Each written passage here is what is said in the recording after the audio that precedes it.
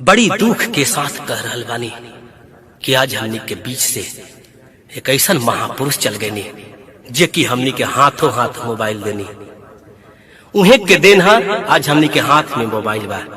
सब लोग mobile use कर रहा बा, जेकरा के मोबाइल के जनक भी कहल जाए। खास करके भारत में रामविलास पासवान जी चल गनी। हमरा तरफ से श्रद्धांजलि अर्पित बा एक गीत के माध्यम से।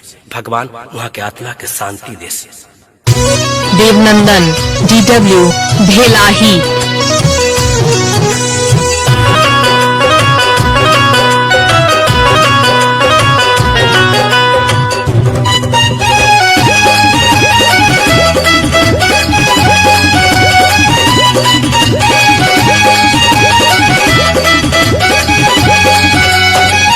अचके में छूटला पराना। देवनंदन DW भेलाही। छूटला पराना रामविलास जी सपना भइले हो रा। कैसन बाटे विधि के विधाना, कैसन बाटे विधि के विधाना। रामविलास जी सपना भइले हो रा। अचक में छूटल पराना रामविलास जी सपना भइले हो रा। देवनंदन DW भेलाही।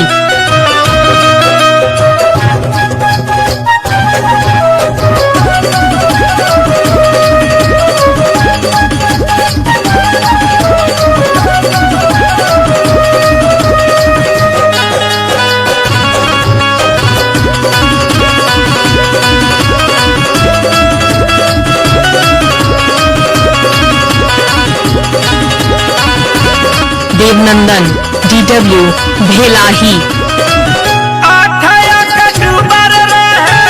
बिना गुरुआर हो दुखवा में डूब गइल सावा से बिहार हो।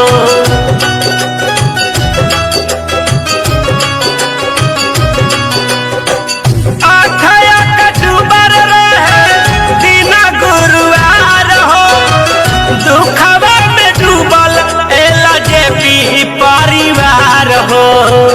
लासल के दिल्ली से चलला विमाना। सोकवा में जुटल सब पटाना रामविलास जी सपना भइले हो रा। कैसन बाटे विधि के विधाना, कैसन बाटे विधि के विधाना।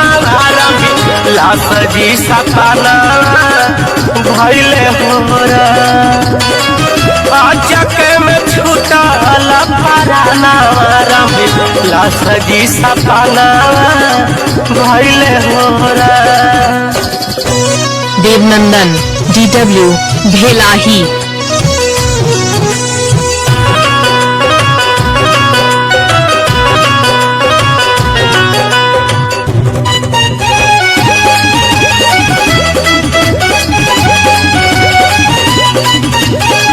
देवनंदन DW भेलाही।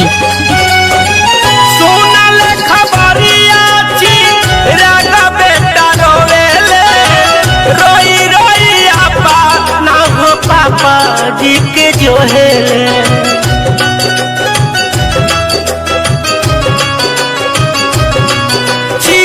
राग महतरिया हो भूखा भारी रोवेली। भइला सपनवा स्वामी चार दूरिया जोहेली। बिलखी बिलखी रे रोए, बिलखी बिलखी रोए माना रामविलास जी सपना भइले हो रा। कैसन बाटे विधि के विधाना, कैसन लिखल विधि हो विधाना। रामविलास जी सपना भइले हो रा। चके में छूटा लापराना लाश जी सकाना भइले होरा। देवनंदन DW भेलाही।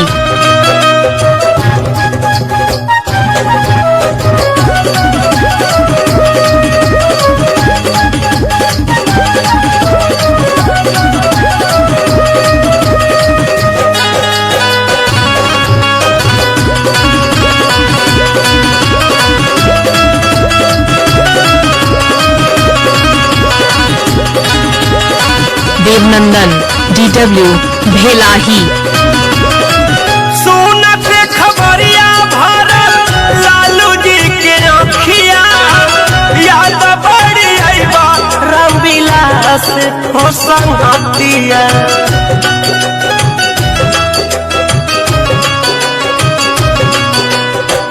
रोई रोई खोजत लालू अपन संगतिया चके में बांध कैली हला होया तड़पत बारे लालू हो जादो।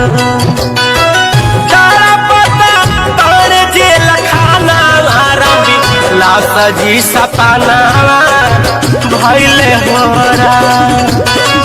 कैसन बात विधि के विधाना कैसन बात विधि के विधाना लाश जी सपाना भइले होरा।